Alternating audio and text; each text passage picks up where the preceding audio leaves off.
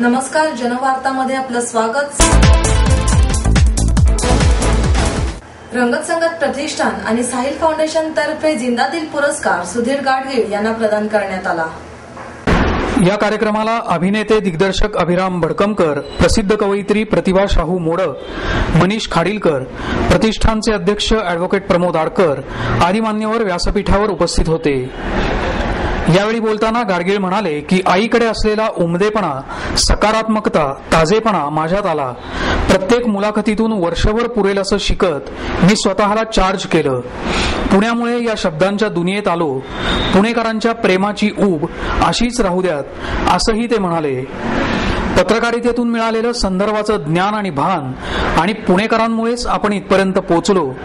गची बाधा न व्हायला कट्ट्यावरचे मित्र कारणीभूत आहेत। कट्ट्यावरच्या मित्रमंडळींनी माझे पाय जमिनीवर ठेवले। आता डायरीतला कच्चा माल ललित लेखाच्या स्वरूपाने पुढे येईल असेही गाडगीळ यांनी यावेळी सांगितले।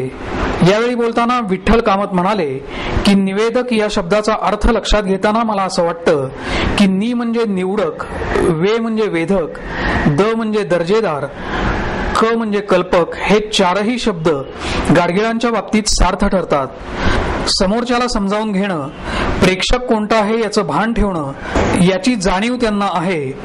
थेट मुलाखत घेणं ही कठीण गोष्ट सुद्धा त्यांना जमते। अभिराम भडकमकर गाडगिळांबाबत आपल्या भावना व्यक्त करताना म्हणाले की मुलाखत घेत असताना समोरच्याला संधी देणारा हा मुलाखतकार आहे। हळूहळू माहिती काढून बोलतं करण्याचं कसब त्यांच्याकडे आहे। मेडिकल इंजिनिअरिंगमध्ये करिअर करण्याच्या युगात गाडगीळ यांनी निवेदनाची वेगळी वाट पकडली आणि त्यांनी या वाटेचा महामार्ग बनवला। गाडगीळ यांना पद्मश्री पुरस्कार मिळावा अशी भावना समीरण वाळवेकर यांनी व्यक्त केली। प्रमोद आडकर यांनी प्रास्ताविक तर अंजली महागावकर यांनी सूत्रसंचालन केलं। मनीष खाडीलकर यांनी आभार मानले। महाराष्ट्र साहित्य परिषदेच्या युवा नाट्य साहित्य संमेलनाच्या अध्यक्षपदी अच्युत गोडबोले यांची निवड करण्यात आली आहे। महाराष्ट्र साहित्य परिषद आणि साने गुरुजी स्मारक समितीच्या वतीने पहिल्यांदाच 23 ते 25 डिसेंबर या कालावधीत युवा साहित्य नाट्य संमेलन आयोजित करण्यात आले असल्याची माहिती परिषदेचे प्रमुख कार्यवाह प्राध्यापक मिलिंद जोशी यांनी दिली। साने गुरुजी स्मारक परिसरात हे संमेलन होणार आहे। नव्या प्रतिभेचा शोध आणि युवा वर्गाला साहित्याकडे आकर्षित करणे हाच या संमेलनाचा मुख्य उद्देश आहे। पुण्यात झालेल्या 83व्या अखिल भारतीय मराठी साहित्य संमेलनानंतर पुण्यभूषण फाउंडेशनकडून जो 82 लाखाचा निधी साहित्य परिषदेला मिळाला त्याच्या व्याजातून विविध उपक्रम हाती घेण्यात आले आहेत। त्याचाच एक भाग म्हणून हे संमेलन होत असल्याचं कार्याध्यक्ष डॉक्टर माधवी वैद्य यांनी यावेळी सांगितलं।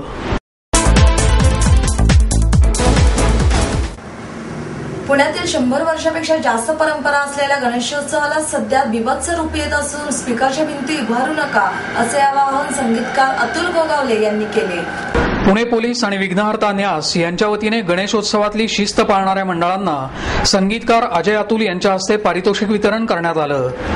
पोलीस आयुक्त मीरा बोरवणकर, संत साहित्याचे अभ्यासक डॉक्टर रामचंद्र देखणे, न्यासाचे अध्यक्ष राजीव साबडे, परिमंडळ 1 चे उपायुक्त ज्ञानेश्वर फडतरे, A.D. शिंदे आदी मान्यवर यावेळी उपस्थित होते।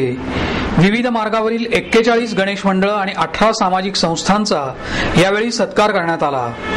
यावेळी बोलताना अतुल गोगावले म्हणाले की पुण्याच्या गणेशोत्सवात सांस्कृतिक वातावरणाला उधाण येतं। घराघरांमध्ये मंगलमय वातावरण असतं। या काळात आम्ही बाहेर कुठेही असलो तरी पुण्यात नक्की येतो। गणेशोत्सवाचं स्वरूप वाढत असताना सामाजिक संरक्षणाची जबाबदारी पोलिसांवर आहे। अशा वेळी विकोपाला जाणारे वाद समन्वयाची भूमिका घेऊन निर्णय घ्यावा। पारंपरिक वाद्यांच्या आवाजाबाबत काहीच करता येणार नाही, मात्र आवाजाच्या भिंती बंद होणं आवश्यक आहे असं मतही त्यांनी व्यक्त केलं। या 10 दिवसामध्ये आम्ही पुण्याला येतोच। पुण्याचा गणेशोत्सव सगळ्या जगात प्रसिद्ध आहे आणि खरोखर आपल्याकडे खूप चांगली गोष्टी घडतात। या काळामध्ये सांस्कृतिक गोष्टी घडतात, अतिशय मंगल वातावरण असतात सगळ्या घराघरांमध्ये। पण आता त्याच्याच बरोबर एक आपल्याला एक सामाजिक जबाबदारी म्हणून जी पहिल्यापासूनच होती, इतक्या वर्षांमध्ये होती आणि मी हे जाणून घेण्यासाठी आलो की या 10 दिवसांमध्ये ज्यांच्यावर जबाबदारी असते या सगळ्या संरक्षणाची आणि एक हे सगळं शांततेने हा गणेशोत्सव पार पाडण्याची, त्यांच्या अडचणी काय आहेत आणि कशामुळे ह्या सगळ्या गोष्टी विकोपाला जातात किंवा कशामुळे आपल्यासारख्या, मी काही सामान्य कार्यकर्ता म्हणून मला माहिती नव्हतं की नक्की पोलिसांना काय प्रॉब्लेम आहेत किंवा काय कायदे आहेत. सो सांगायचं काय, एक सांस्कृतिकपणे आपण एकत्र येण्यासाठी याची सुरुवात केली होती आणि ती संस्कृती आपली न राहता त्याचं बिभत्स स्वरूप काही ठिकाणी होऊ बघतंय किंवा काही ठिकाणी होतंय. आणि ते असं वाटतं की जर का प्रतिनिधी म्हणून एक पुण्याचं गणेशोत्सवाचं जर का रूप आपल्याला बघायचं असेल किंवा एवढे लोक बाहेरून येतात, तर हे नक्कीच नाहीये. अंगविक्षेप करणं, काय काय हातवारे करणं, विशेषतः महिलांना छेडणं. पहिलं मला 10 दिवसातले शेवटचे गौरी नंतर आम्ही 5वा, 6वा, 7वा दिवस आम्ही रात्री 4-4, 5-5 वाजेपर्यंत देखावे बघत फिरायचो घरातल्या सगळ्यांबरोबर. आता वातावरण नाही राहिलेलं तसं. आता तुमच्या आमच्यासारखा माणूस म्हणतो नकोच, ते टीव्हीवर दिसतंय तेवढंच बास. सो ही परिस्थिती मला वाटतं आपणच कुठंतरी आणली. असं कधी नव्हतं. खूप छान छान गणेशोत्सव व्हायचे. बेसिकली 10 नंतरचा लाऊडस्पीकर बंद. डॉक्टर रामचंद्र देखणे यावेळी बोलताना म्हणाले की प्रत्येकाच्या संकल्पनेप्रमाणे गणेशाची अनेक रूपं आहेत. गणेशोत्सव बाहेरून मनोरंजन वाटत असला तरी त्याचा आत्मा आध्यात्मिक आहे. उत्सवाला वैभवशाली परंपरा असून यातून अनेक सामाजिक कार्यकर्ते निर्माण झाले. मात्र गेल्या काही काळापासून कार्यकर्ते हिडीस प्रकार करीत आहेत. समाजमनात गारठलेली सत या उत्सवातून बाहेर येणं आवश्यक आहे. पोलिसांनाही कुटुंब आहे. मात्र गणेशोत्सव काळात 15-15 तास काम करणाऱ्या पोलिसांना त्यांचे अश्रू कधीही दाखवता येत नाहीत. त्यामुळे नागरिकांनी त्यांची मनस्थिती समजावून घ्यावी असं आवाहनही त्यांनी केलं. यावेळी बोलताना मीरा बोरवणकर म्हणाल्या, विघ्नहर्ता न्यासाच्या माध्यमातून नागरिक आणि पोलीस यांनी एकत्र येऊन काम केलं पाहिजे. हा देशातला अनोखा उपक्रम आहे. शांतता समिती, महिला दक्षता समिती यासारख्या उपक्रमांमध्येही नागरिकांनी सहभागी होणं आवश्यक आहे. महाराष्ट्र अंधश्रद्धा निर्मूलन समितीतर्फे मानसिक आरोग्य आणि अंधश्रद्धा या विषयावर राज्यव्यापी परिषदेचे आयोजन करण्यात आले आहे. अभिनेते आणि मानसोपचार तज्ञ डॉक्टर मोहन आगाशे हे या अधिवेशनाचं उद्घाटन करणार आहेत.